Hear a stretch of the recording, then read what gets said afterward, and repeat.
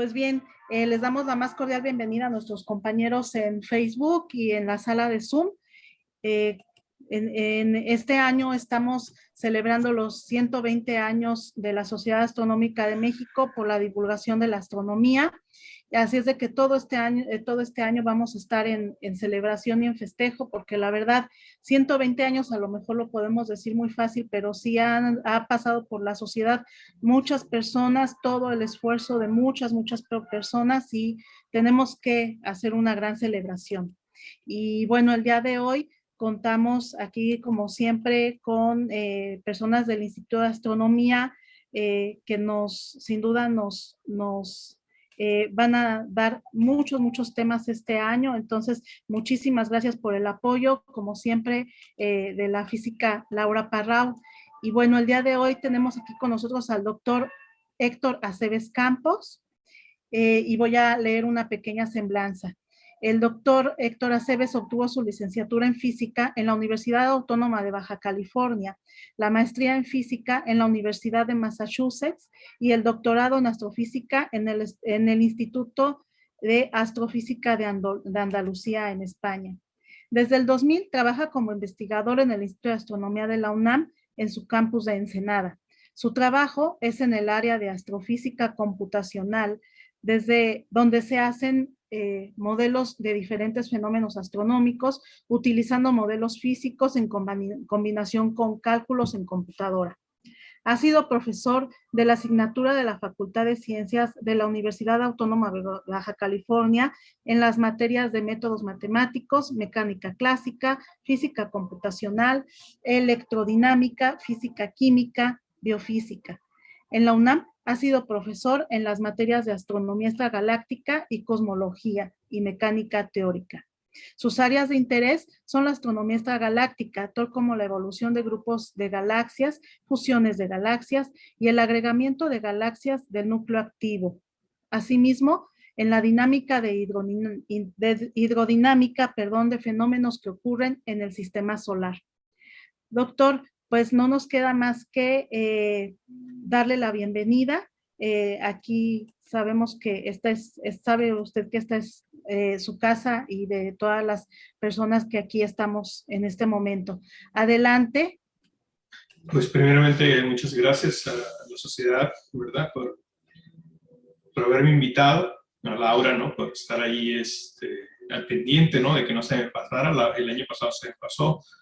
Ocurrió una situación de salud, entonces tuve que cancelarlo, ¿no? De último momento. Espero que, que vaya bien esta charla y pues comenzamos, ¿no? Entonces voy a compartir la pantalla, ¿sí? Sí, claro que sí. Sí, aquí está. Ok.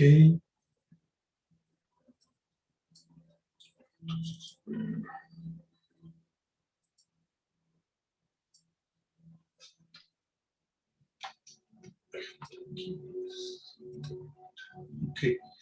Bueno, como mencionaron, mi nombre es Héctor Aceves, trabajo aquí en el Instituto de Astronomía de la UNAM, en el campus de Ensenada. Y bueno, la charla que voy a impartir el día de hoy se trata de lo que llamamos el lado oscuro del universo, ¿no? Bueno, así traté de ponerlo. Y pues, si es oscuro, pues tiene que aparecer Darth Vader, ¿no? Vamos a ver que pues es muy predominante, ¿no? La parte oscura en el universo. Y entonces, vamos a hablar de estas cuestiones de materia oscura, de energía oscura y ese tipo de cosas que se prestan muchas veces para obviamente para la ciencia ficción y también a muchas cuestiones a veces hasta esotéricas, ¿no? Que pudiera ser, ¿no? Pero bueno, la fotografía de fondo es una fotografía del telescopio espacial Hubble. ¿Okay? Muchos de ustedes ya la reconocerán. Bueno, el contenido de la charla es una breve introducción que nos va a permitir ir acercándonos a estas preguntas de materia y energía oscura. y lo vamos a dividir en la parte, ¿qué le llamamos materia oscura? Parte de la evidencia que existe para materia oscura, y también en su contraparte lo que le llamamos energía oscura y de dónde proviene, ¿no? Esta cosa. Y por último, unos comentarios finales y evidentemente una sesión de preguntas y respuestas. Si en algún momento dado de la charla no queda algo claro o se me va el internet, ¿no? Pues con toda confianza me pueden solicitar que lo repita o trate de contestar alguna pregunta o hay algo que no haya quedado muy claro.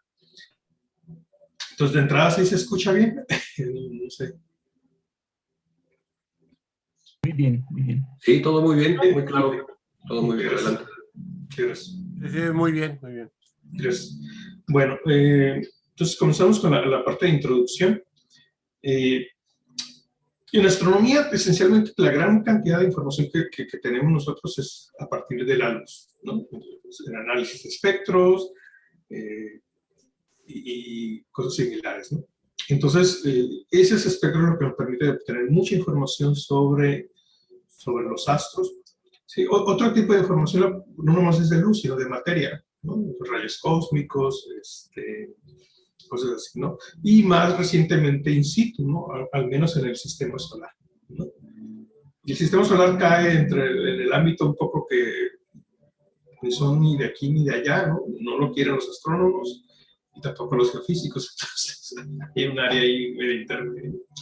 Pero como sabemos, la luz es una perturbación en el campo electromagnético y está caracterizada por una frecuencia o una longitud de onda, y es esencialmente esa longitud o frecuencia la que nos da la cantidad energética y la percepción y la capacidad de interaccionar con los objetos, ¿no?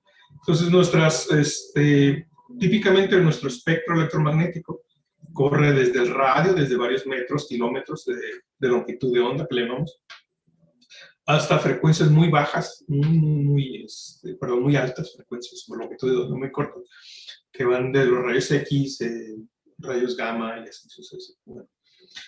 Entonces, en la parte visible del espectro sabemos que es bien poquito, ¿verdad? Y cuando hablemos de materia oscura vamos a ver que no es detectable en ninguna de estas longitudes de onda, ¿okay? No nomás es que no sea visible, no sea en la parte visible, es en todas las longitudes de onda. Ni se ve en radio, ni se ve en rayos gamma. ¿Okay? Digamos, nomás como que me estoy adelantando. Bueno, entonces, eso es la parte de radiación.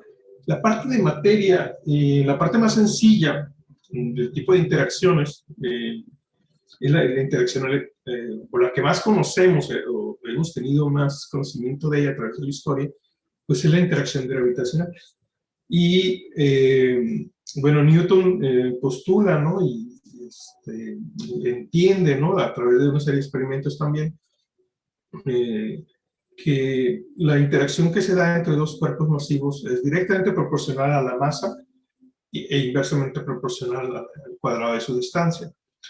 Entonces, en astronomía se usa mucho esta ley de interacción gravitacional, tanto para medir masas como para tratar de analizar el comportamiento de los cuerpos, ya sea en el sistema solar o galaxias, ¿no? Cómo interaccionan galaxias, por ejemplo, objetos dentro de nuestra Vía Láctea o con otros sistemas, ¿no? Entonces, por ejemplo, mucha de la dinámica de lo que ocurre en el sistema de nuestra galaxia, digamos, esta es una imagen, ¿no? Una representación, digamos, artística de nuestra propia galaxia, donde vemos que sabemos que es del tipo más espiral. Hay un centro, una región central, que sería esta parte, ¿no? Aquí está ilustrado, vamos a decir, y tiene una serie de brazos, ¿no? Como si fuera un gran remolino, una serie de grandes brazos donde acumula mayor cantidad de estrellas, el brazo Sagitario, de Orión y de Perseo, y cosas así, ¿no? Y nosotros estamos en una región del área del brazo que se le llama de Orión. Okay. Y nosotros estamos más o menos a la mitad entre el centro de la galaxia y por acá la periferia, ¿no? Entonces es una galaxia más o menos típica, espiral, normal, como la galaxia de Andrómeda, ¿no? Que es nuestra galaxia vecina más o menos grande. Es una fotografía, creo que esto está tomada con un binocular, se alcanza a ver más o menos en la noche. Bueno, en una zona que esté despoblada, ¿no? Que no haya mucha luz. Y más o menos se alcanza a ver, ¿no? La gente que tiene buena vista y que sabe dónde mirar, la logra localizar a ojo, ¿no? Bueno, ya con un telescopio pues se ve más grande, ¿no? Mucho más amplio, ¿no? Nuestra compañera Andrómeda.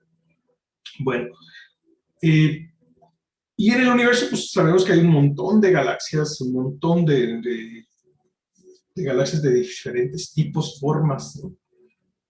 Nomás para ilustrar, esta es la fotografía, una imagen de lo que le llaman el campo profundo obtenido por el telescopio Hubble, que está aquí, pues ya está decomisionado.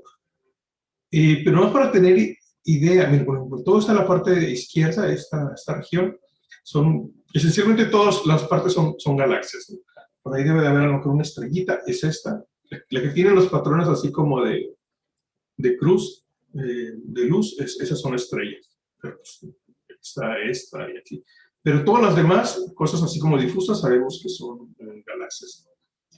Y está observado toda esta cantidad de galaxias con ese telescopio solamente en una parte pequeñita. Si esta es la luna en el cielo, esta es la parte que se está observando, este cuadrito rojo. Y ahí en ese cuadrito rojo, viendo el telescopio espacial, se logran detectar esas cantidades de galaxias, ¿no? Muchas son, por ejemplo, estas, son similares a las nuestras, y otras son como elípticas. Y bueno, una de las grandes preguntas que tenemos siempre en astronomía, pues es la cantidad de masa, ¿no? La cantidad de materia que tienen las galaxias. Porque eso determina mucho la dinámica, el comportamiento, la evolución a través de leyes físicas. Y entonces les decía, no nomás es el contenido de materia, ¿no? Sino también como que, bueno, el contenido de energía, ¿no? Que hay. Sabemos que hay jets relativistas, sabemos que hay radiación electromagnética muy, muy intensa que está siendo emanada de muchas partes centrales de algunas galaxias. Y bueno, y tratamos de entender todo este tipo de fenómenos, pues con lo único que tenemos de alguna manera a nuestro alcance, ¿no? Y que hemos venido descubriendo a los últimos. Este tipo de leyes físicas, en particular la gravitación universal, también se utilizan otro tipo de leyes asociadas a radiación electromagnética y ese tipo de fenómenos. Y para pues ya se usa física nuclear o otro tipo de física más fundamental del universo temprano. Pero bueno, el punto es que usamos leyes físicas que están plenamente en la Tierra y en buena parte del sistema solar y en mucha parte de la galaxia para tratar de inferir, por ejemplo, el contenido de materia en nuestra galaxia y en el universo. ¿Okay? Bueno. Entonces, eso es lo que vamos a tratar de hacer. Entonces, lo que les voy a tratar de describir es cómo le hacemos para inferir esta propiedad que le llamamos materia oscura y también de de energía oscura. Obviamente me voy a brincar muchos pasos, pero voy a tratar de hacer claro la idea fundamental, que nos quedemos con la idea de dónde proviene, ¿de acuerdo? Y cuál es la evidencia, no voy a decir experimental, ¿verdad? Pero sí la evidencia observacional. ¿Okay? Bueno. Entonces, en la parte de materia oscura, bueno, las leyes que determinan el movimiento de los planetas es relativamente conocida, y a partir de las leyes del movimiento de los cuerpos, de los planetas y asteroides y todo eso, está determinada por esta ley de interacción gravitacional. Entonces, a partir de esta ley de interacción podemos encontrar cómo deben de ir, si toda la masa está concentrada esencialmente en el Sol, podemos decir o determinar cómo va a ser la velocidad de los distintos cuerpos que están girando alrededor del Sol. Hay una relación muy sencilla, es esta formulita que está aquí arriba. lo importante es que la velocidad, a medida que nos vamos separando del Sol, de cualquier objeto que está circulando alrededor del Sol, va cayendo como 1 sobre la raíz de la distancia. Okay, 1 sobre la raíz. Okay, 1, olvídense la G y la M, pero 1 sobre la M es la masa del Sol y la G es una constante gravitacional de Newton. Entonces va cayendo como un R. Okay. En esta gráfica se pone esta ley 1 entre raíz de R. O sea, ¿cómo debería ir cayendo? Como función de la distancia del Sol. Y entonces, dependiendo de la distancia, ¿dónde está Júpiter? ¿Dónde debería caer ahí en esa línea? Y lo que observamos es, los puntos estos nos está diciendo que los planetas caen exactamente, dentro de los errores de incertidumbre, tienen la velocidad justa, dada su posición con respecto al Sol y la masa del Sol. Entonces nos permite calcular la masa del Sol. Simplemente con nuestra propia velocidad podemos calcular si medimos la velocidad podemos calcular la masa del Sol. Digamos, si ven esta fórmula, aquí le ponen el cuadrado para quitar la raíz, y se acuerdan de su álgebra ahí de Baldor, ¿no? En la secundaria, ¿no? Podemos despejar la masa. O sea, si podemos tener una estimación de la distancia al Sol y a qué velocidad nos estamos moviendo, podemos calcular la masa. Dentro de la Tierra es complicado medir la velocidad, pero en otras partes, que podemos verlas de lejos, podemos calcular esas velocidades. De hecho, lo que medimos, generalmente, a través de una serie de espectros. Pero aquí el punto importante que quiero hacer es que la velocidad cae como 1 entre la raíz de R, y todos los planetas caen así como perfectos, ¿no? O sea, ni mandado a hacer, por decir así, la relación. ¿Okay? Entonces, ¿qué es lo que nos dice 1? Nos está diciendo que, en el fondo nos está diciendo que las leyes físicas que conocemos, la ley de interacción gravitacional de Newton, es válida. ¿Sí? Es consistente con las observaciones, es consistente con la realidad, con las observaciones astronómicas. ¿Sí? Eso es lo que nos está diciendo. Y es válida esa ley de interacción para poder explicar las cosas y el movimiento de los cuerpos en el sistema solar. ¿Sí?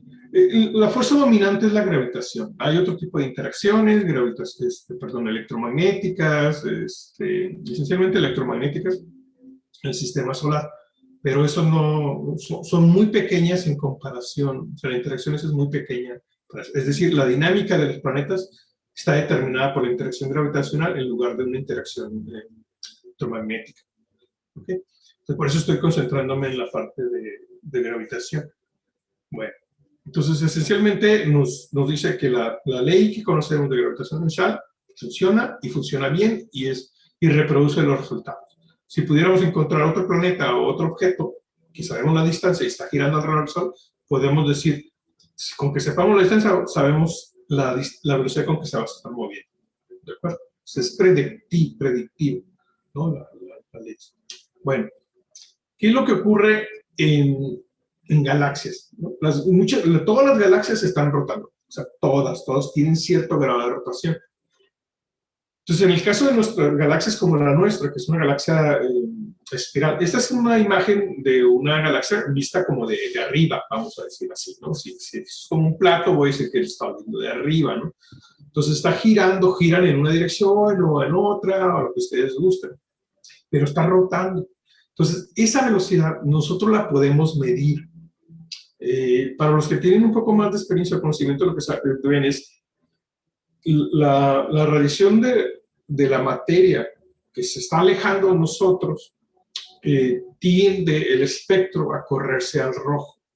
¿Sí? O sea, si tiene una línea, ¿no? Las líneas de emisión de ese gas, que es esencialmente de las estrellas, como que se mueven un poquito a lo rojo.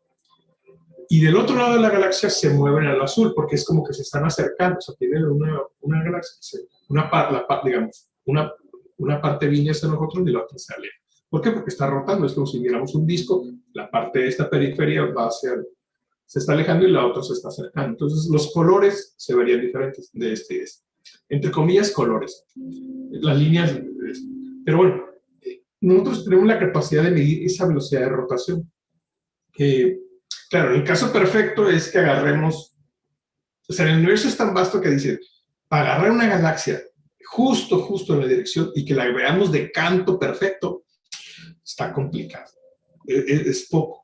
Pero también hay tantas que sí existen. O sea, esa es la ventaja del universo, que hay mucho. ¿Sí? O sea, la probabilidad es baja, pero hay tanto que sí lo encontramos. ¿De acuerdo? Bueno, entonces, ¿qué es lo que hemos hecho como astrónomos? ¿No? Medir la velocidad de rotación de las galaxias. O sea, ¿cómo va la velocidad de rotación como función del centro? O sea, digamos que está el centro y cómo va como función de la distancia. Así como en el sistema solar, o sea, medimos el Sol y aunque estemos girando alrededor del Sol, la medimos, digamos, en una dirección y vamos viendo la velocidad. ¿Okay? Y estas son las curvas observacionales. La parte de abajo. En el eje de las X tenemos la distancia y en la parte vertical la velocidad. Si recuerdan la otra gráfica de los planetas, tenemos la misma, la velocidad en el eje de las Y y la distancia. Entonces, nosotros esperaríamos que si la ley de gravitación universal es válida, entonces debería de ir cayendo hacia abajo. ¿Okay? Hay unas correcciones por el hecho de que no es un objeto puntual y otros detalles, pero ahorita no voy a entrar en eso. Pero al final de cuentas nos dice que si terminando, por decir así, toda la luz que vemos ahí, la velocidad de las cosas que están fuera de donde está la gran mayoría de todas las estrellas debe de ir bajando. ¿Okay? Lo que se mide realmente es el hidrógeno. Hay una cantidad de gas hidrógeno que se está moviendo alrededor de las galaxias. Y lo que se observa es esta. Caray, tan ruso. Agarré mal la imagen. Pero bueno, es una forma de la distancia, ¿sí? Y es que a partir del radio óptico, de lo que se vea, muchas de las curvas, esas son muchas galaxias, ¿no? Están superpuestas. La gran mayoría no bajan, o sea, uno debería esperar que bajaran. O sea, que como que comenzara la velocidad a bajar rápidamente después de la periferia de la galaxia, ¿no? Pero debería bajar en esta dirección. Y no se observa eso. ¿Ok? No se observa. Entonces, la velocidad circular de las galaxias tiende a mantenerse plana, voy a decir, en primera aproximación. ¿Ok? Y a veces no sabemos dónde termina. Porque es muy difícil observacionalmente saber la frontera de dónde termina el gas. Pero digamos, en esa buena parte, más allá de 2 o 3 veces el radio óptico, o sea, digamos, de esta parte que uno logra ver, vamos a decir, en el óptico, que hay materia, que es hidrógeno, el hidrógeno sigue girando a la misma velocidad que casi en la periferia del disco. Entonces, se mantiene plana, o sea, está bien, está como raro, está raro para nosotros, en términos de la interacción gravitacional. Entonces, bueno, a ver,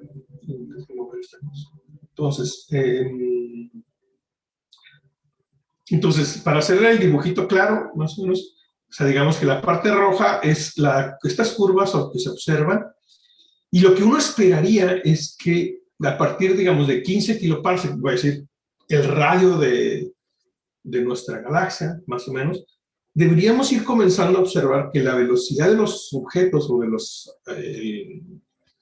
del gas que está fuera de la periferia comenzara a caer, porque ya casi toda la masa está dentro del gas. Entonces deberíamos de esperar que debe de ir bajando, y sin embargo no baja. Digamos, si es 15 hasta 30, que es el doble de tamaño, se observa que todavía está medio plano. O sea, eso es intrigante, vamos a decir. Entonces, bueno, esta es la parte que se observa y esto es lo que se espera según la ley de interacción gravitacional. Y bueno, entonces existe una discrepancia en masa, ¿verdad? Entre lo que podemos de observar y lo que la física gravitacional nos está diciendo. Aquí hay de dos, como decimos, de dos sopas. O tira uno a la basura la ley de interacción gravitacional, o dice uno, oye, ¿y si hay más cosas que no vemos? Pues, ok, vale, que no vemos, entonces hay que buscarlas. No nomás en esa longitud de onda del visible, la vamos a buscar en todas las longitudes de onda. Y aún así se preserva que no encuentra una materia en ninguna longitud de onda. O mucha materia suficiente para explicar esta diferencia entre la parte observada y la parte que uno esperaría. O sea, no hay manera de explicarlo, ¿no?, con las observaciones. Entonces lo que se propone, una idea media, inicialmente media salvaje, ¿no?, cuando se propuso, es que existe un tipo de materia en el universo o creemos que interacciona solamente gravitacionalmente, pero que no emite o no interacciona de manera electromagnética de esto. Es decir, no emite radiación en ninguna longitud de onda, ni del radio, ni microondas, ni rayos, ni ultravioleta, ni rayos X, ni gamma, ni nada. Okay. No la podemos observar con ningún tipo de telescopio, o sea, no existe. Solamente interacciona gravitacionalmente. Está medio raro, pero bueno, la evidencia nos dice que hay algo ahí. Okay. Se puede prestar a cuestiones filosóficas de la ciencia y todo, pero ahorita no vamos a ver eso. Pero bueno, esa parte, esa materia que permite que permite que le pongamos, por decir así, a nuestra galaxia, ¿verdad?, afuera, sobre todo fuera del disco óptico, y que permite que los objetos giren, porque necesitas más masa, realmente necesitas más masa para que giren tan rápido, para que no baje la velocidad. Entonces, esa discrepancia, esa cantidad de materia, o sea, esa es la discrepancia, a eso es lo que le llamamos materia oscura. ¿Okay? Es una materia hipotética, voy a decirlo, porque no tenemos evidencia experimental ni observacional, sí, experimental no, porque no se ve en la naturaleza. Pero como que requerimos que la materia oscura, más o menos, esta materia que solamente inferimos gravitacional, por sus efectos gravitacionales, sea alrededor de 10 veces la masa o la cantidad de materia que existe en la parte luminosa. Cuando digo luminosa, de nuevo, en todas las longitudes de onda. ¿Okay? Van desde moléculas que emiten en infrarrojo, todo. O sea, átomos, o sea, todo lo que, entre comillas, brilla. ¿Okay? O sea, ahí va todo tipo de gas, ionizado, no ionizado, todo. ¿Okay? Entonces, más o menos la idea es de que tengamos que la materia oscura, más o menos como 10 veces la masa. Okay. Entonces, esta materia oscura no se detecta de nuevo aquí en ninguna longitud de onda, solamente por sus efectos gravitacionales. Okay. Entonces, eso es lo que llamamos materia oscura. Okay. La hemos detectado, cosas similares, no nomás en galaxias espirales, que serían estas, fueron las primeras que se detectaron, sino también en galaxias elípticas, así como chonchitas, ¿no?, redonditas, por otros métodos, no nomás estas curvas de rotación, otros métodos que nos han permitido inferir la cantidad de materia. Y cuando se hacen los cálculos, sí nos sale mucha más, que debe de haber mucha más materia en esa región de la que estamos observando. De nuevo, en cualquier longitud de onda. Entonces, pues es un misterio, ¿no?, en ese sentido. Okay. No nomás ha inferido esta por las curvas de rotación, si nomás interacciona gravitacionalmente esta materia oscura, sabemos que existen fenómenos físicos como lo que llamamos lentes gravitacionales, que nos ayudan a determinar la cantidad de materia de un objeto estelar, de un sistema estelar o galáctico en astronomía. La ventaja de estos lentes gravitacionales es que no depende de que si hay gas, si el gas está frío, está caliente, es verde, amarillo, no importa, simplemente es materia y es masa. Y esa es una gran ventaja. La desventaja es que el cálculo de la masa, o sea, un lente gravitacional, voy a decir así muy rápidamente, yo tengo una distribución de masa aquí. A ver, ¿cómo funciona un lente normal? O sea, yo tengo un vidrio aquí, viene luz de aquí o de este lado y se enfoca en una parte. Y nosotros de aquí para acá vemos la imagen. Nosotros tenemos el ojo que tiene un lente y vemos una imagen. Entonces se forma en la retina, se forma ahí la imagen. Entonces, en este caso, como la luz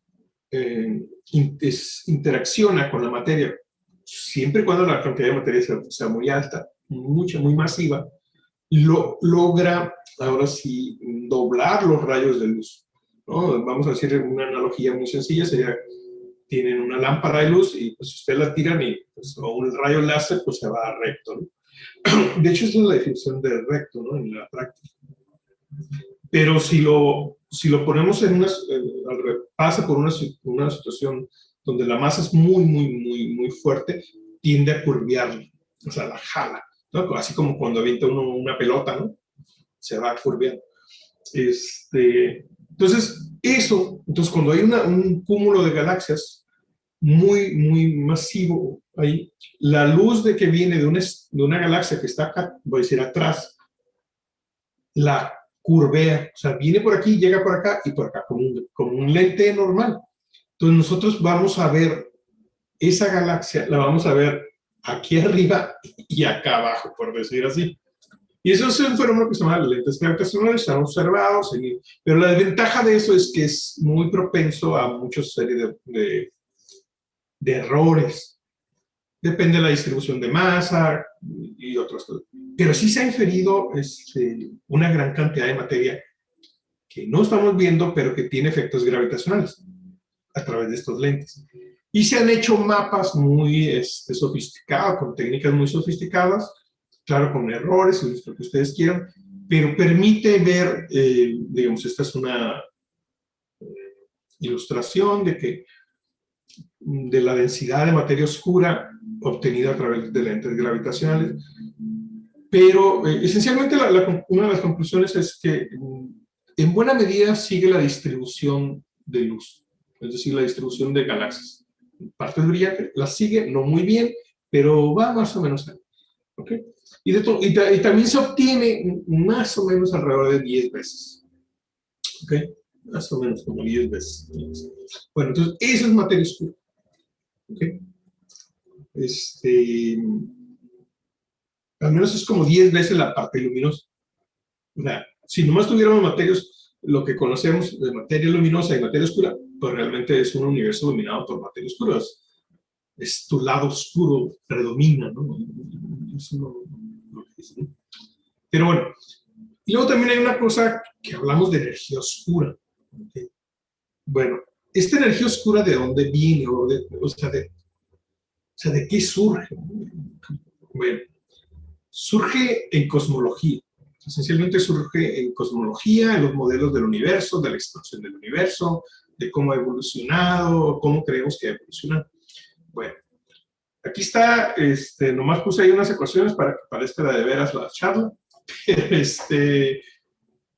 Esencialmente hay una ecuación fundamental, una ecuación fundamental en cosmología básica que se llama ecuación de Friedman o ecuaciones de Friedman, que nos dicen la A es lo que llamamos, entre comillas, factor de escala, pero vamos a decir que es una especie de radio, tamaño del universo. Y esta ecuación lo que nos dice es cómo está cambiando de manera relativa el tamaño del universo con función del tiempo. ¿Okay? Es como la parte geométrica, ¿no? Bueno, y acá es la curvatura.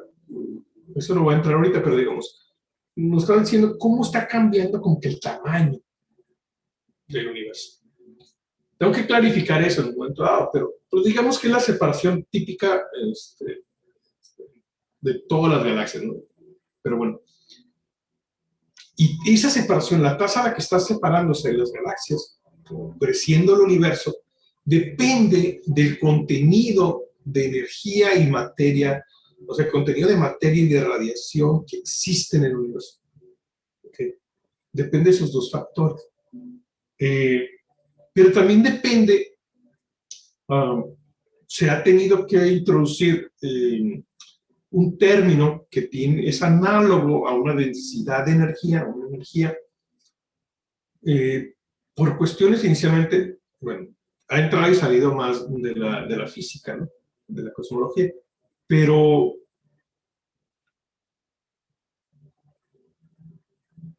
como decía, tiene esta característica de energía, pero se ha utilizado, se introdujo porque es la única manera, cuando mete uno esto que llamamos constante cosmológica, esa lambda, esa letra griega que está ahí,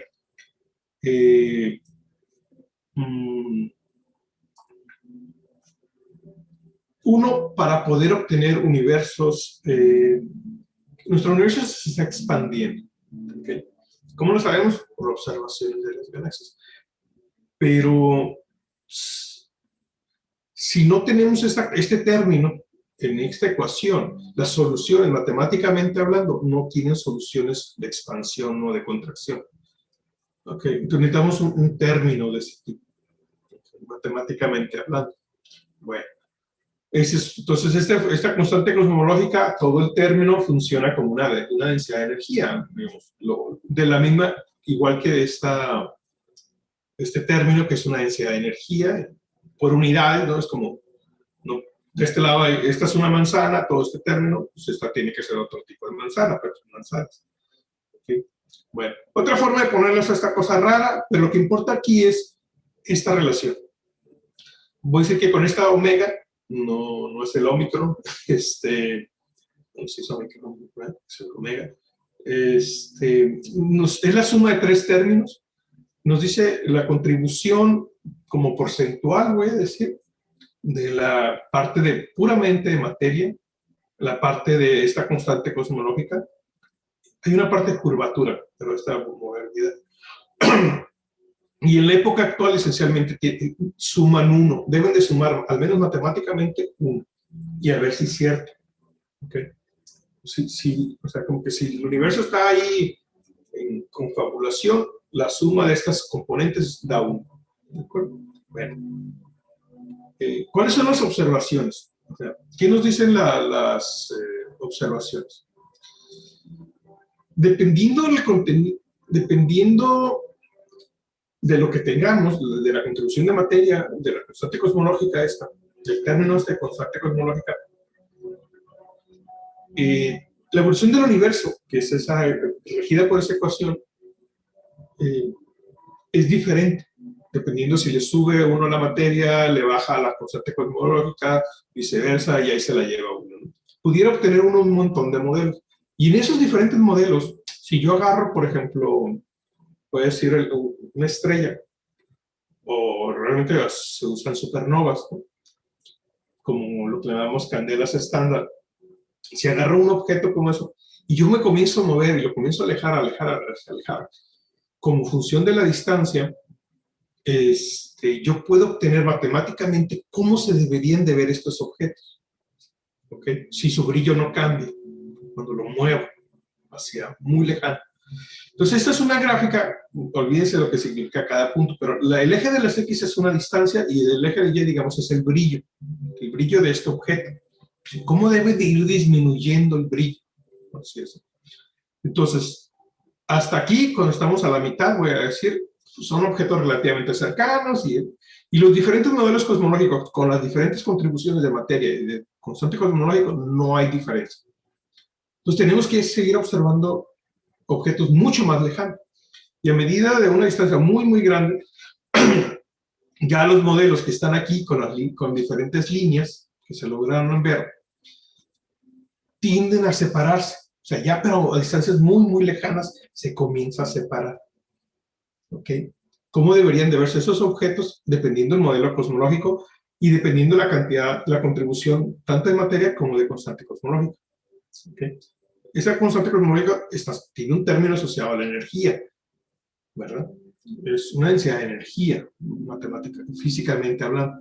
Entonces, lo que se encuentra en una serie de proyectos, cuando se comienzan a observar supernovas muy, muy lejanas, estas son líneas, por ejemplo, esta línea corresponde a un universo que se está desacelerando, digamos, tiene mucha materia. Uno que es constante, la velocidad es constante, ¿sí? Y se sigue expandiendo, pero a una velocidad constante. O sea, es un carrito, pero velocidad constante, no lo están metiendo ahora sí el acelerador. Y las líneas de acá arriba, esencialmente es un universo que a medida que se estuviera acelerando, o sea, no se está expandiendo, se está acelerando. Matemáticamente así deberían de ir. Y los datos que se tienden a sugerir que está más cargado en la dirección hacia aceleración. ¿Ok? Matemáticamente significa que el término que tiene la lambda no es cero. O sea, es pequeño, pero no es cero. ¿Okay? Se puede derivar, digamos, de las observaciones. ¿Okay? Bueno. Ok. Ese es un método para determinar estos valores de estas constantes que aparecen ahí. Hay otros métodos. Aquí está lo de supernova, aquí están los valores de la densidad que le llaman energía oscura. Se está acelerando. Ahorita vamos a ver acá lo de la densidad de materia. Y es una gráfica, pero esencialmente, digamos, que nos quedamos con la idea de que por distintos métodos, ya sea por supernovas, por el análisis de los cúmulos de galaxias, o algo que no mencionamos, que es la radiación cósmica de fondo, de cómo la radiación cósmica de fondo, las características, todos los datos, cuando juntamos todos los datos, hace el análisis estadístico de toda esta gran cantidad de datos, todos coinciden o combinados, cuando los combinamos, apuntan o coinciden en una región.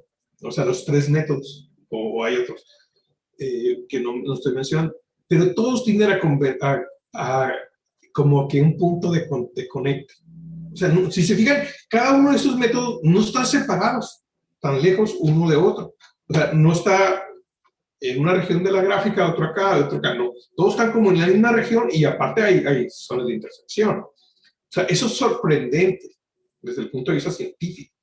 O sea, procesos totalmente diferentes de cómo los estamos midiendo coinciden, tienen un punto en común, lo cual nos dice que hay cierta unidad o unificación en nuestra concepción o modelo del universo. Si no, no tendríamos ese tipo de situaciones. Pero bueno, más allá, lo que nos dice es que este parámetro omega, sí, que depende uno para la materia y otro para esta cosa que le llamamos constante cosmológica, nos dice que el de la materia, toda la materia, sea oscura o sea visible, contribuye como el 30%, mientras que el cosmológico, el de la constante cosmológica, es como 70%. Pero no tenemos idea exacta de cuál es la naturaleza de esta energía. ¿Por qué? Porque les decía que estaba en ese término, que es la misma, digamos, las mismas unidades que esta. Esta es una densidad de energía, realmente. Entonces, también tiene que ser una densidad de energía. Este término. Entonces, como no tenemos idea de qué es, pues, si hay materia oscura, pues que nos cuesta poco. Si hay materia oscura, pues ¿qué nos cuesta decir que es energía oscura, no? Digo, no tenemos mucha inventiva los astrónomos, pero pues, ahí está, ¿no? Entonces, a eso es lo que le llamamos energía oscura.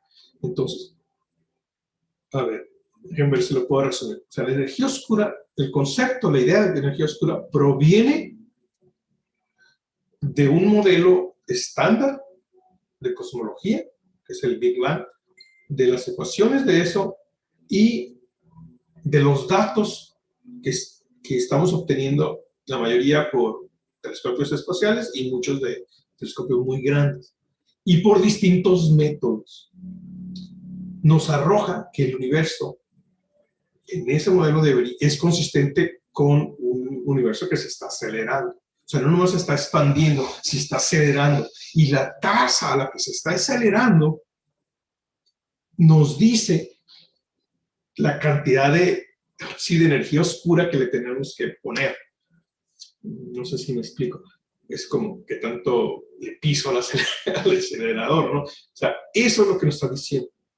¿Okay? Entonces, el concepto de energía oscura proviene de un modelo estándar de cosmología que hace que las observaciones de índole cosmológicos sean consistentes entre todas ellas. ¿Okay? Y ese término que aparece en las ecuaciones de Friedman, pues es una energía oscura. No conocemos como que la naturaleza, por ejemplo, conocemos la naturaleza del calor, ¿no? De la radiación del calor, pues, la radiación infrarroja, o rayos gamma, o cosas así. Pero de esta cosa, realmente no, la naturaleza no. Hay una serie de hipótesis, lo que ustedes quieran, pero no es el objetivo aquí más o menos elucubrar, ni tampoco soy un experto, ¿no? Pero esa es la idea básica, ¿no? De qué es materia oscura y qué es energía. Entonces, como comentarios finales, nomás, vamos. Entonces, de nuevo, en el modelo estándar cosmológico y también de la física que conocemos, del 100% del contenido total de energía y materia del universo total, parece que solamente, fíjense, solamente del 100%, solamente el 3% es lo que vemos. Parece que de todo lo que existe en el universo, solamente el 3% podemos ver y entender bastante bien. O sea, átomos, cómo funcionan los átomos, cómo funcionan las moléculas, por qué radian, bueno, cómo radian, todo eso más o menos lo podemos entender. Eso es solamente el 3%. En la parte de materia oscura, parece que la contribución es como de 30%, bueno, 27 más o menos. Si se fijan, es como, si esto fuera 30, esto es 3, entonces sí es el 10%, 10 veces más, ¿no? O sea, la parte dinámica que se hace por análisis de dinámica de grupo, de galaxias, que te dice que la contribución de materia oscura es como 10 veces que la visible, se reproduce también con otro tipo de observaciones totalmente alejadas, o sea, de otra índole, cosmológicas. Y también ahí te dice que es más o menos 30%. Y la parte llamamos bariónica, que es la que ven, es como un décimo de lo oscuro. Entonces hay como una consistencia ahí interesante. No es fácil en otros modelos o sea, que te expliquen las dos cosas. ¿Okay? Pero el problema es que te parece que hay como 70% para explicar esta aceleración aparente del universo, que necesita otro término que llamamos un término en las ecuaciones de Friedman que describe la tasa de expansión del universo, una energía adicional, ¿sí? Que no viene de toda la radiación que hay en el universo, ¿sí? Viene de otra parte. ¿Okay? Entonces, eso es como que la contabilidad, voy a decir, de lo que existe aquí estaba una foto como bueno, una ilustración, ¿cómo llaman estas gráficas de pastel, ¿no? Tiene uno la energía oscura, ¿no? La parte de materia oscura, y esta parte amarillita es la única que vemos. Y a final de cuentas, pues también nos quedamos con la idea de que, es decir, no entendemos bien, o sea, aproximadamente como que el 97% del contenido del universo. Eso es real, no es filosófico, o sea, bueno, puede derivar en cosas filosóficas o discusiones de todo tipo, ¿no? Bizantinas, si quieren, ¿no? Pero eso es lo que nos dicen los datos, en cosmología, en física, en astronomía. Y eso es lo que tenemos al momento. Entonces, eso es materia oscura, energía oscura, esas son las ideas. La materia oscura proviene de los análisis de esas curvas de rotación, de cómo está rotando, que no cae, la velocidad no cae, después del radio óptico no cae como debería caer, sino se mantiene estable. Entonces, la manera de hacerlo, constante, y la manera de hacerlo constante es que la masa crezca, o sea, crezca la masa, con el radio crezca para mantener constante la velocidad. Y en el caso de la energía oscura, proviene de las observaciones, vamos a decir así de manera simple, de supernovas y cómo se están viendo a medida que se alejan. Eso están inferida de eso. Y todo esto es un campo, pues de cierto debate, ¿no? A lo mejor no mucho, no sé, últimamente sí, un poco más, pero podemos, o sea, también podemos hablar de posibilidades, ¿no? O la probabilidad de otras cosas, ¿no? Uno es, en el caso de la materia oscura, es pues que la ley de gravitación universal de Newton pues no sirva. O que haya que modificarla de tal manera que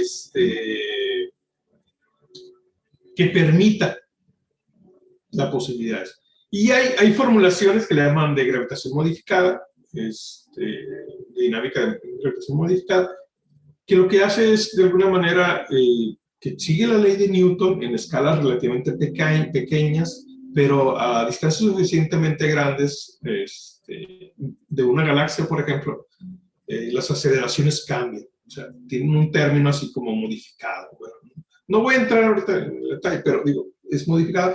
Y eso hace, con ese, entre comillas, truco, ¿verdad? Hace que estas curvas de rotación, que debería esperarse así, sí parece que da. Tiene sus asuntos, tiene sus problemas, también sus críticas, todo, ¿no? Pero tampoco se ha encontrado materia oscura. Todos los experimentos que se han hecho no se ha encontrado nada al respecto.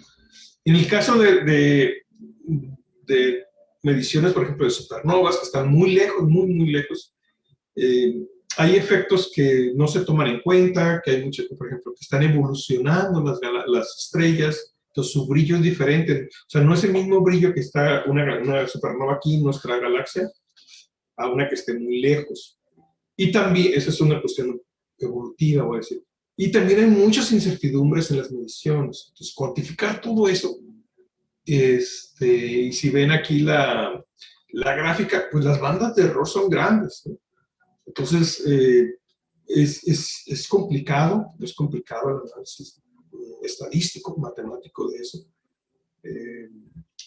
Y bueno, ha habido controversias, ¿no? También incluso artículos que han salido que ya se otorgaron varios premios Nobel, ¿no? Por la determinación de esta constante cosmológica o esta energía oscura, o lo que quieran. Pero también ha habido artículos que dicen, ¿sabes qué? No saben hacer la estadística. ¿No? Y pues como todo en ciencia nos peleamos, ¿no? O sea, discute uno y cosas así, ¿no? Y trata uno de argumentar, ¿no? Pero son áreas interesantes, ¿no? En cosmología.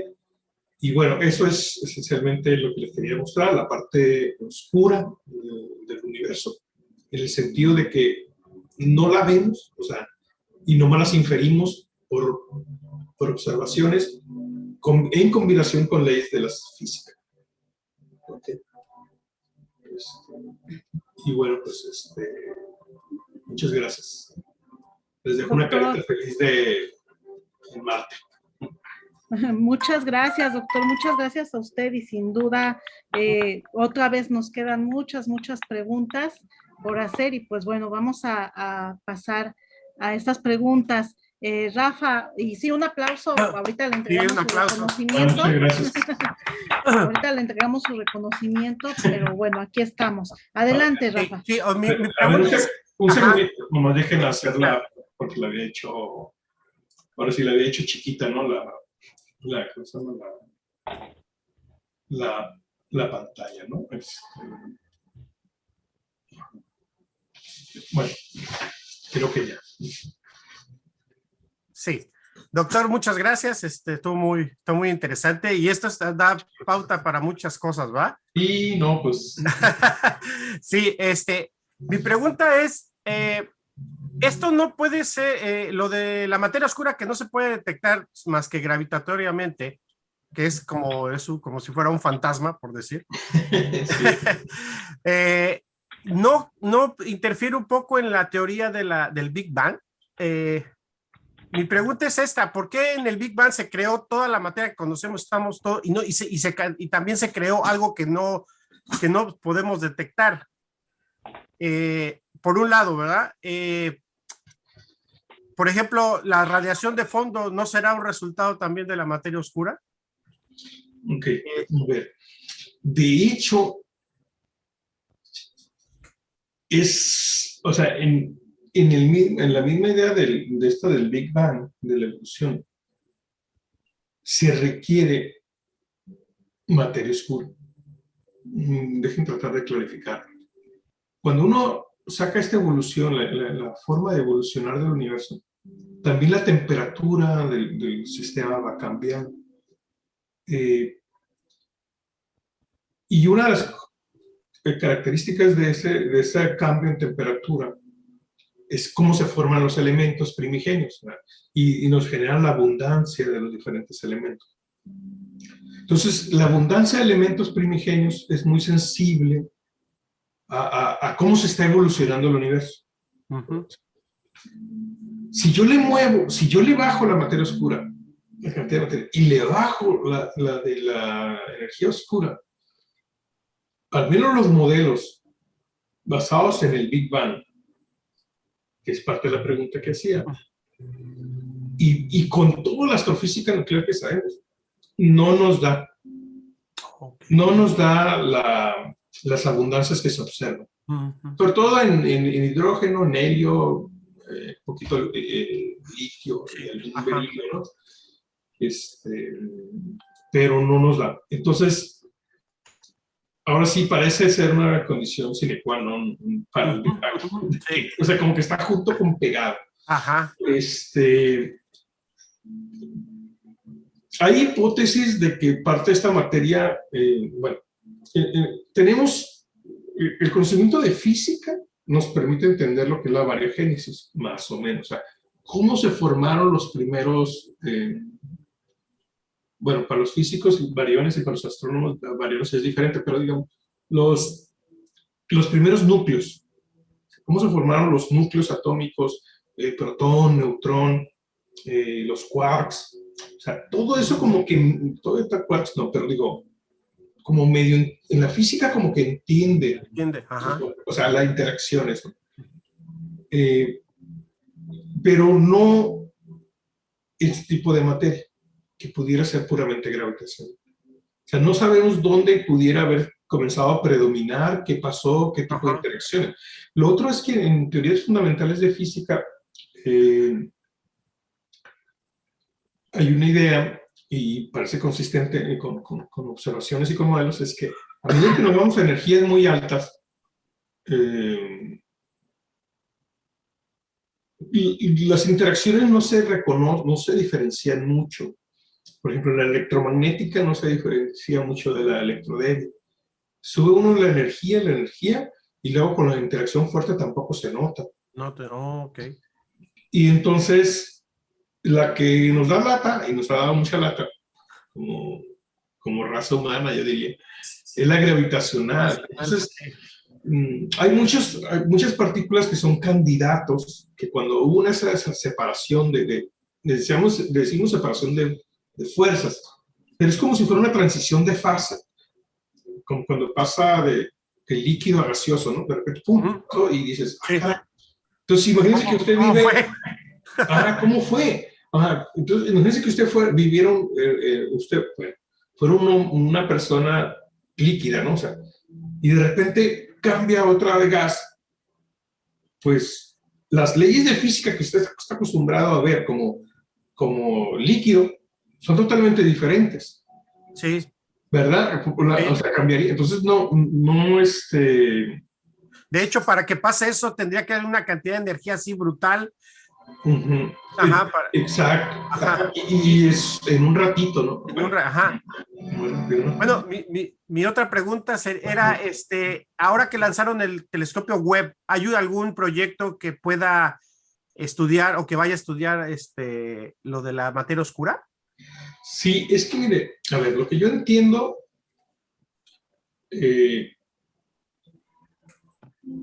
o sea, con las observaciones, o sea, aquí son las observaciones. Entonces, uno de los puntos es, mirar más lejos, por decir así. Uh-huh. Y eso nos va a permitir, usando herramientas de modelos cosmológicos, ¿cuáles de los modelos se pegan más a eso? Claro, no es así de sencillo que dice, pues yo hago este modelo y se pega aquí, No. con las observaciones. Hay que ver si ese modelo también es consistente con otras cosas. Entonces, yo, por ejemplo, cuando doy el curso de cosmología, les digo a los muchachos, a ver, de entrada, como casi bórrense el tape de lo que es el Big Bang, ¿no? Sí, porque entra uno con muchos, ¿cómo le diré? Muchos prejuicios uh-huh. o concepciones erróneas, ¿okay? Que explota y que cosas así, ¿no? Entonces, no es como que la parte científica. Y segundo,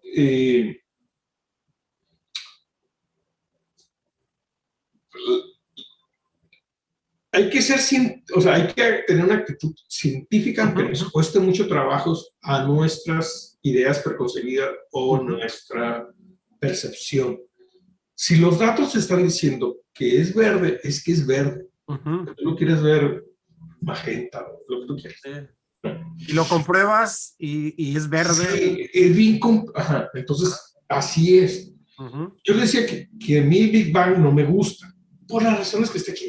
A mí no me gusta.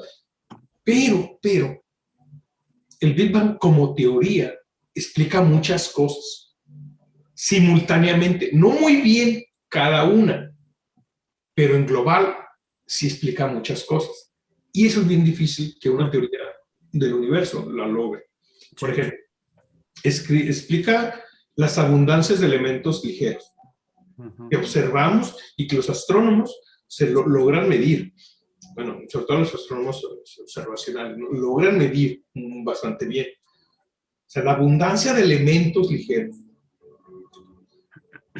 Las características, no la radiación de fondo, no nomás la radiación de fondo, sino las características propias de radiación de fondo. De la radiación de fondo. Logras ver la distribución de galaxias, así como la vemos, la podemos caracterizar a través matemáticamente de las herramientas. Podemos caracterizar la distribución de galaxias y esa distribución es consistente con un universo que se está expandiendo a las tasas que estamos viendo y con el contenido de materia y regido principalmente por la gravitación.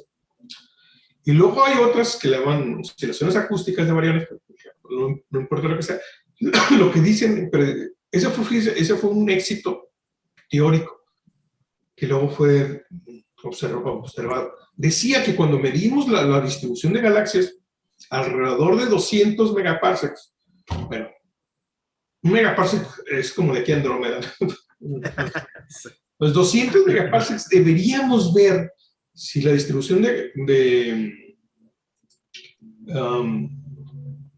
si la distribución de galaxias comienza a bajar, ¿sí? Comienza a bajar después de cierta distancia, deberíamos ver alrededor de 200 megaparsecs, como un chipotito. O sea, va bajando y luego sube un chipotito y luego vuelve a bajar.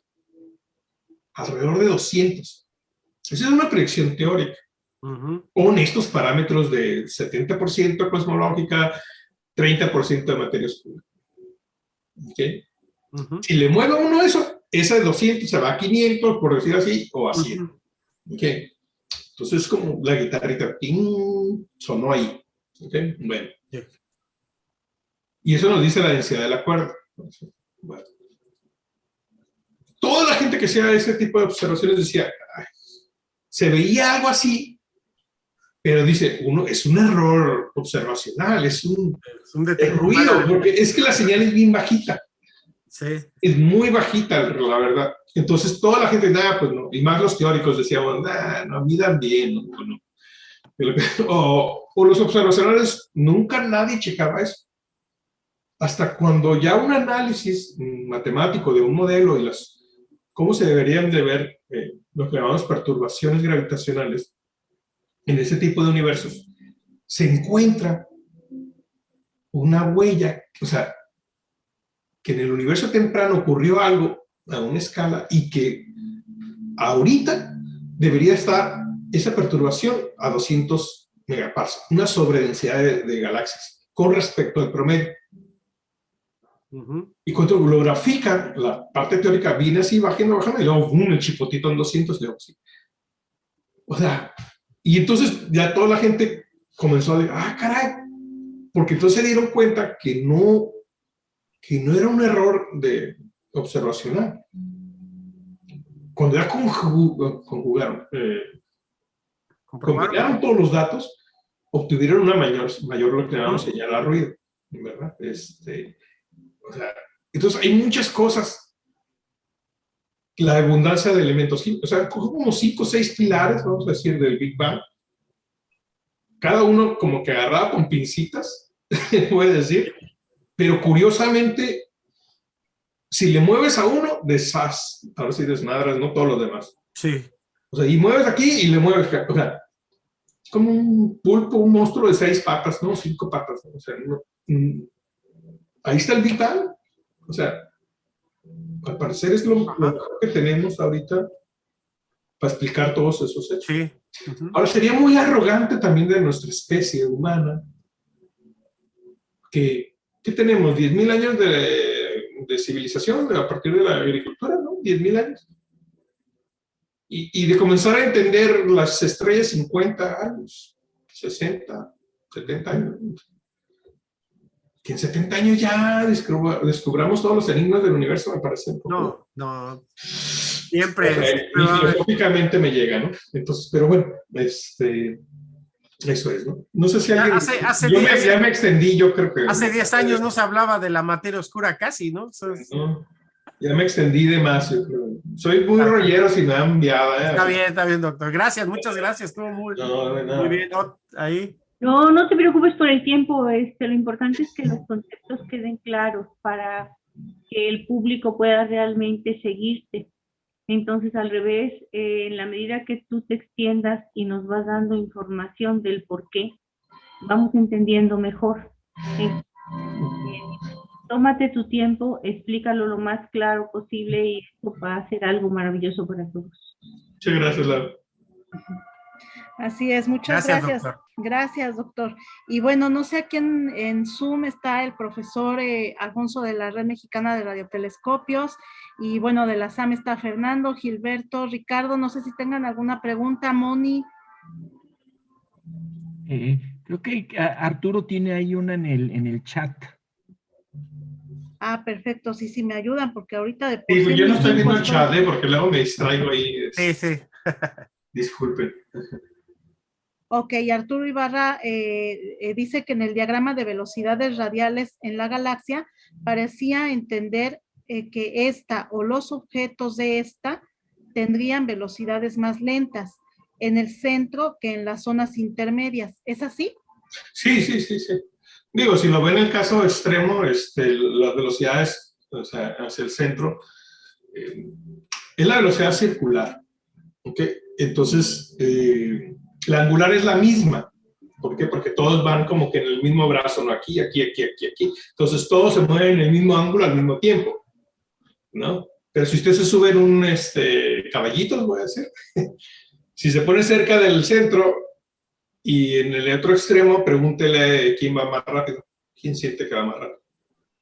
El que está allá en la periferia, aunque tenga la misma velocidad angular. No sé si...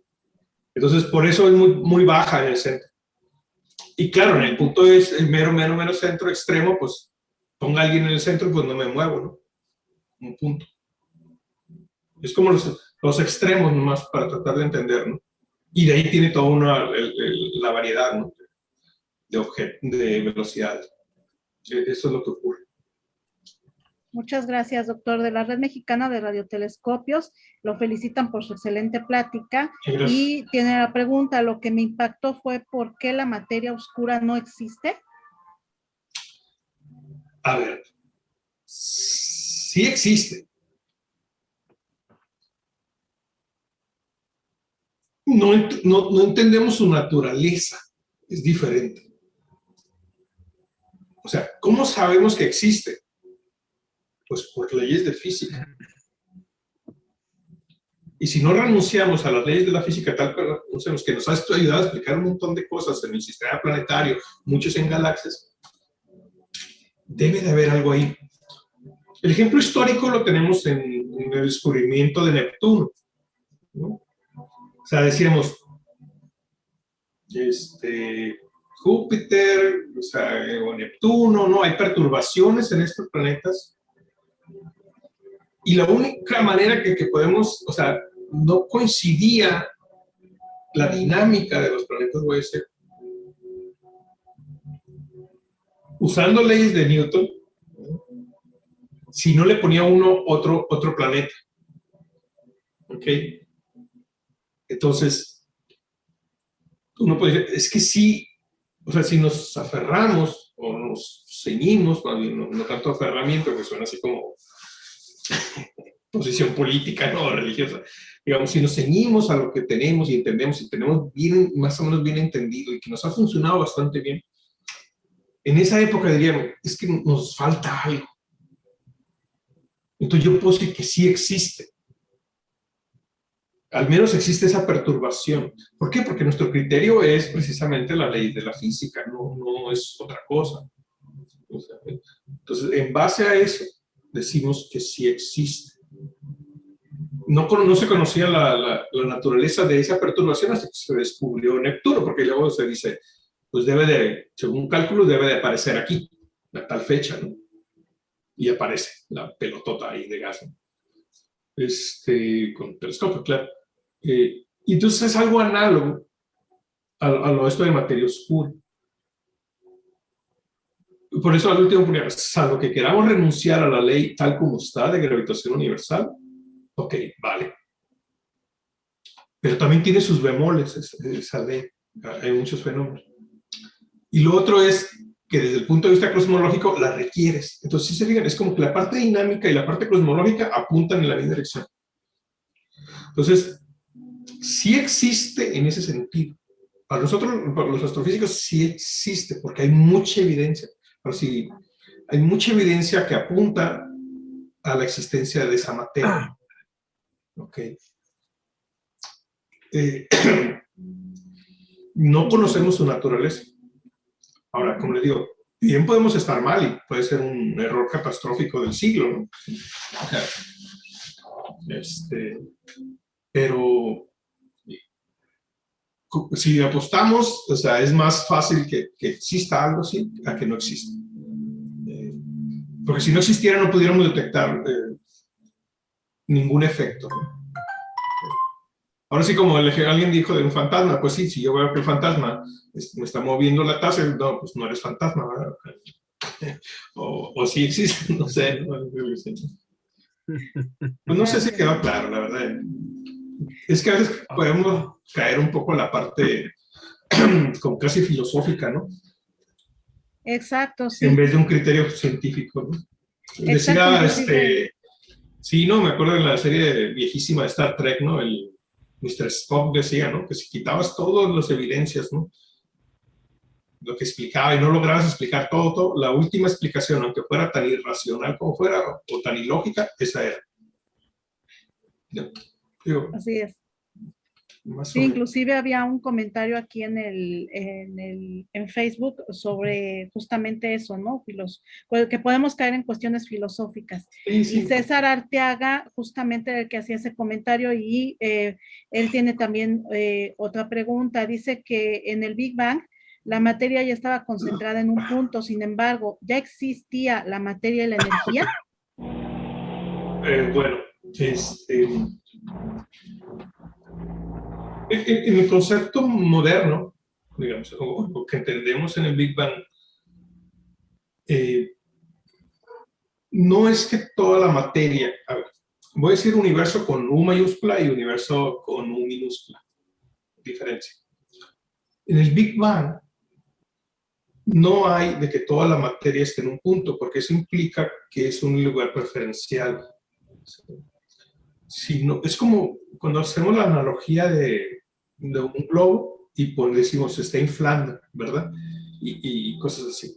Y decimos el Big Bang comenzó a expandir todo y no había, o sea, y la pregunta es qué había fuera del globo, qué había dentro. No. Si queremos como que ser consistente con las matemáticas, con los modelos, con la física, a veces nos tenemos que abstraer de eso, aunque nos cueste trabajo. Siempre digo, hay que ser, es soberbia, ¿no? Soberbia intelectual de la raza humana, quizás, ¿no? Pero lo que entendemos es que es como si nosotros fuéramos entes de 2 dimensiones. Entonces vivimos sobre esta superficie. O sea, no hay para arriba, no hay para abajo. O sea, no podemos ver para arriba o para abajo, pero sí la podemos inferir, que vivimos como en un mundo tridimensional. Entonces la materia, lo que ocurrió, lo que tenemos que ocurrir es que parte del universo minúscula existía en una región muy concentrada del espacio, ¿sí? Y era esencialmente, vamos a decir que era pura energía, para hablar en lenguaje coloquial. A medida que se va expandiendo el universo, o las regiones del universo, baja la temperatura, es una cantidad estadística, baja la temperatura, y comienza a haber procesos que llamamos de transiciones de fase, se van generando partículas, se van generando interacciones diferentes. Así como el análogo que le decía, de un gas, algo líquido, o si estuviera sólido, pasa gaseoso, o sea, hay fenómenos de ese tipo. Entonces llamamos transiciones de fase en ese tipo de cosas. Entonces se comienzan a crear partículas y las interacciones son diferentes. Y poco a poco se van formando los átomos, los núcleos, y tardan mucho tiempo para formarse átomos. El átomo más sencillo, que es el átomo de hidrógeno. Pero, o sea, digo, es un proceso conocido en física, bastante conocido desde 1920 por allá, o sea, que uno puede transformar la materia en energía y la energía en materia. O sea, en términos de radiación, o sea, si tiene un electrón y un positrón, se juntan, que es materia y antimateria, se juntan y emiten un rayo gamma. Pero también bajo ciertas condiciones yo tengo rayos gamma y bajo ciertas condiciones yo genero rayos gamma y puedo generar el par. O sea, un par es un electrón y un positrón. Entonces, en esas temperaturas tan altas de inicio de lo que creemos que es el Big Bang, esos procesos ocurrían muy rápido, ¿no?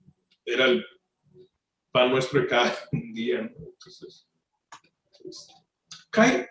yo como les digo a los muchachos, ¿no? Todo esto cae muy fuera de nuestro ámbito de experiencia. Entonces nuestra intuición falla terriblemente. O sea, es como andar en un lugar que no conozco, y con los ven cerrados, o sea, con banda aquí, ¿no? O sea, no es lo mismo andar con una banda aquí y andar en su casa porque ya me la conozco y todo, a que lo suelten a uno por un lugar que no conoce. Entonces, nuestra intuición de los fenómenos físicos es bien complicada, no la tenemos. Tenemos nomás de los fenómenos mecánicos, ¿no? De un péndulo, de un carro que se va acelerando, pero incluso los procesos electromagnéticos no.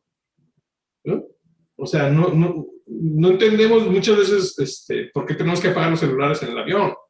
O sea, o qué está pasando con la radiación, no. Entonces, y mucho menos en el mundo subatómico. Entonces, esa es parte de la realidad.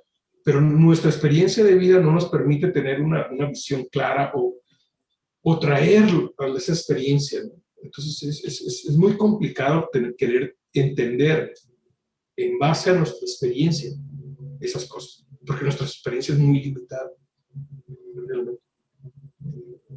No sé. Muchas gracias, doctor. Y otra pregunta que tenemos en el chat de Zoom, Ernesto Gómez Santana. ¿Qué opina de la hipótesis de las acciones como componente de la materia oscura? ¿Es mejor que la de los neutrinos estériles? Los neutrinos, unos tienen masa, ¿no?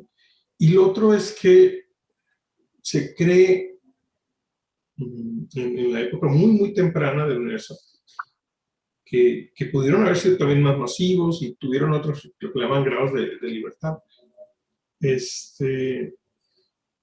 ¿Cuál es mejor? ¿Quién sabe? Lo que sí sabemos es, por ejemplo, que de los neutrinos, la física de los neutrinos se entiende mejor.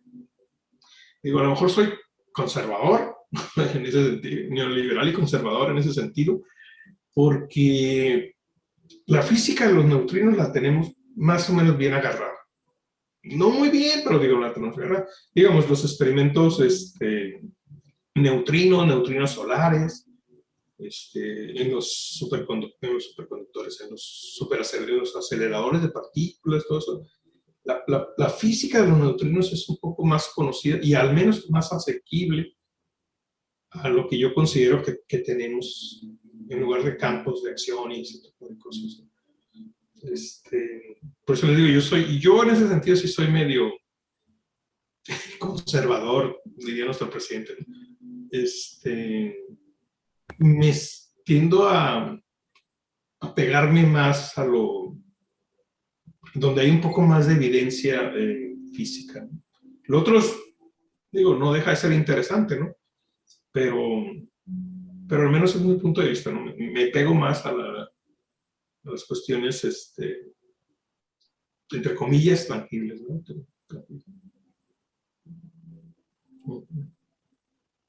Gracias. Gracias, doctor.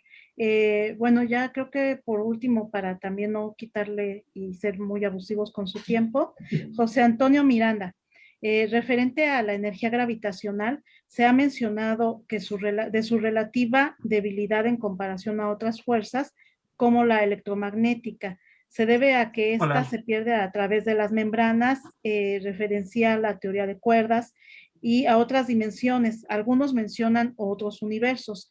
Sé que aún no hemos encontrado el gravitón, pero ¿considera usted que esta teoría puede ser válida? Me gustaría escuchar sus comentarios al respecto. Sí, pues no soy experto en teoría de cuerdas y eso, ¿no? Tengo amigos que sí son. Lo del gravitón puede ser, ¿no? Yo creo que sí, pudiera ser. Es otro tipo de interacción, ¿no? Y al menos todas las otras tres interacciones se ha encontrado ese tipo de partículas que median ese tipo de interacción a nivel cuántico. Yo no dudo que en un universo tan raro, es que mire, a ver, yo lo veo así. Hay un punto, o sea, lo que conocemos de física anda en algunos, voy a decir máximo unos teraelectronvolts. O sea, la física que conocemos, en parte teórica y la parte observacional, la parte experimental en la Tierra, anda, ¿qué será? Voy a decir un teraelectronvolt. ¿No? Los superaceleradores, voy a decir un teraelectronvolt. En épocas más tempranas del universo, pasan los teras, o sea, son pepta, ¿no? Electronvolts y más allá. Entonces, la física que se va a dar ahí, pues, pues está muy sujeta a mucha elucubración, ¿no?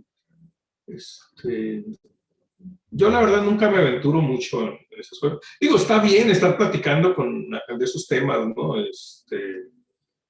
Sobre todo si vas con amigos, ¿no? Y estás tomando en tu casa y que nadie te escuche o no te graben, ¿no? En Zoom y cosas de esas. Muy bien, ¿no? Unas cervezas o vino o lo que sea, ¿no? Pero ya sí algo un poco más serio, yo la verdad no me animo, ¿no? Sí, lo del gravitón me parece más consecuente con otras teorías, pero está ahí, ¿no? Y lo otro es que o sea, ¿cómo ¿Qué huellas dejaría, por ejemplo, en el espectro de radiación cósmica de fondo? No queda claro. ¿Qué es lo que podemos ver de alguna manera más viejo? No queda claro ahí como. Digo, yo lo preguntaba con amigos que hacen cuerdas y hacen teoría cuántica gravitacional, ¿no? O en otras partes del mundo. Y siempre cuando va uno a la pregunta así incisiva de, a ver, ¿cuáles son las huellas? Aunque algunos dicen que sí, también dudan, ¿no? Porque es tierra inhóspita, ¿no? De alguna manera, ¿no? Pero pues a lo mejor en 10, 20 años, ¿no? 50, tengamos más claro, ¿no? Estas cosas.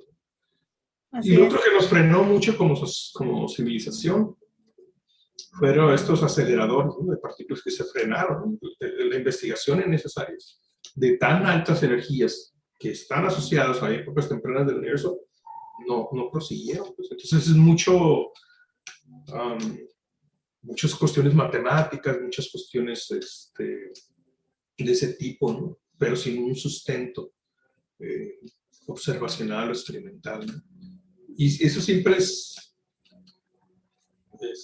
hay que tomarlo con cautela, ¿no? Eso siempre. Correcto, de acuerdo, sí, así es. Y creo que es lo fascinante de la astronomía, ¿no? Que no estamos, apenas estamos en la punta a lo mejor de muchos descubrimientos. Sí, y así es. Bueno, César Arteaga felicita a la física Laura Parrao. En verdad, gracias por tanto impulso al conocimiento astronómico para todas las personas. Creo que Así Laura estamos de tiene la acuerdo. manita Muchísimas levantada, ¿no? gracias a Laura y tiene justamente ahorita le cedo la palabra a la física Laura Parrao. Adelante, física. Sí, quiero que entiendan ustedes y se detengan a pensar que estamos viviendo una época con un gran desarrollo tecnológico. Esto lleva a muchos cambios. En el caso de la ciencia, está obligada a que todas las propuestas que se han puesto a lo largo del tiempo sean analizadas con los nuevos conocimientos que se van adquiriendo. Y esto rompe con las cosas que conocemos. Un ejemplo que es reciente, por ejemplo, es que Plutón dejara de considerarse planeta. Y bueno, así hay en realidad muchas cosas que van cambiando. Conforme vayamos entendiendo más nuestro universo, vamos a ir cambiando muchos conceptos y ajustándolo a lo que vamos integrando de conocimiento nuevo. No se desesperen, es de poco a poquito y sí, les toca a ustedes vivir una época de un gran cambio. Tomen en cuenta que pues el telescopio apenas lleva 400 años de desarrollo, pero si ustedes se fijan, lo que conocíamos a principios del siglo XX, de lo que creíamos que era nuestra galaxia y lo que conocemos actualmente es completamente diferente. Así que ciertamente nuestros niños, cuando lleguen a ser ancianos de 80, 90 años, conocerán un universo completamente diferente. Gracias, Laura. Te cedo. Muchas gracias. Pues creo que estamos ahorita dándole las gracias al doctor Héctor Aceves. Doctor, muchísimas gracias. Y al contrario, física, te cedo la palabra, por favor, para concluir nuestra presentación. Pues muchísimas gracias a todos ustedes por este programa en que estamos colaborando con Educación Continua del Instituto de Astronomía de la UNAM, con la Sociedad Astronómica de México, la Nueva Divulgación, la Red Mexicana de Radiotelescopios, el Bachillerato Alfonso Reyes, y se unen a estas transmisiones que van martes a viernes, la Normal Rural Vanguardia de Tamazulapa, el Instituto de Astronomía y Meteorología de Guadalajara, el grupo de exalumnos de la secundaria 28 de agosto, el Llevo de San Pedro Mixtepec, la Casa de Cultura José Antonio Alzate, la Sociedad Astronómica de Zacatecas, el Grupo Predice y muchos otros que pues agradecemos lleven estas conferencias hasta la sala de su casa. Y vamos a pasar a leer un agradecimiento que le damos de parte de la Sociedad Astronómica de México, colaborando con el Instituto de Astronomía de la Universidad Nacional Autónoma de México, que otorga el presente reconocimiento al doctor Héctor Aceves Campos por su excelente presentación a distancia, El lado oscuro del universo, México, 19 de enero de 2022. Presentación de la astronomía, firma el profesor Rubén Horacio Becerril Marañón, presidente de la Sociedad Astronómica de México. Este es el Año Internacional de las Ciencias Básicas para el Desarrollo Sostenible y el 120 aniversario de la UNAM. Muchísimas gracias a todos por participar. Así es, muchísimas gracias, doctor. Sí, adelante. No, nada más les recordamos que mañana tenemos una excelente conferencia con la Red Mexicana de Radioastronomía, de radiotelescopios, perdón. Sí, Laura. Así es. No, pues nada más igual recordarles a todos que toda la semana de martes a viernes tenemos, estamos llenos de actividades en los grupos, en la Nueva Divulgación, Sociedad Astronómica de México, Red Mexicana de Radiotelescopios, el Bachillerato Alfonso Reyes, y tenemos aquí los horarios para que todos los que estén interesados entren. Doctor, pues muchísimas gracias. Por favor, abrimos los micrófonos para expresarle el agradecimiento en forma de un aplauso. Muy gracias. Muchísimas gracias, de verdad. Gracias. Gracias. Muy interesante. Saludos a todos y buenas noches y cuídense. Igualmente. Rafael, cuídate. Igualmente, Rafa. Gracias Igualmente. y cuídense Gracias. mucho. Sí, Cuídense gracias mucho a todos, por favor. todos. Sí. Los esperamos el Saludos a próximo todos, cuídense miércoles. mucho. Vamos Cuídense a estar mucho. con José David Martínez de la Nueva Divulgación Luz y Sombra, un horizonte de sucesos.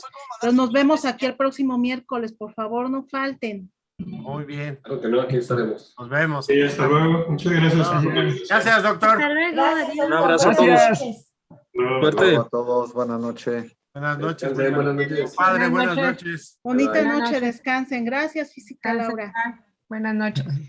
Gilberto, hasta luego. Edith, Ricardo, un abrazo muy Mele. fuerte. Un abrazo. Mele, Bye, Estén muy Rafa. bien. Cuídense. Mele, Bye. Cuídense. bonita noche. Igual.